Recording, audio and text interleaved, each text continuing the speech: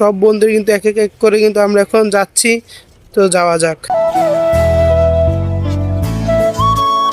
তো আমরা এখন ব্রিজটা পার হওয়ার পর তো আমরা এই রাস্তাটা দেখতে পেরেছি। রাস্তাটা অনেক সুন্দর, দুই সাইডে কিন্তু রয়েছে তোলা গাছ।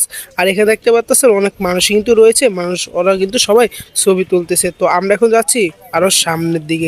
তো প্রায় 2 মিনিট হাঁটার পর কিন্তু আমরা এখন চলে এসেছি লাল কাঁকড়া বিচের সামনে। তো দেখতে পাচ্ছেন, আর এখানে এসে কিন্তু আমরা সূর্যাস্তটা দেখবো, যেখানে নাকি সূর্যটা ডুবে যাবে।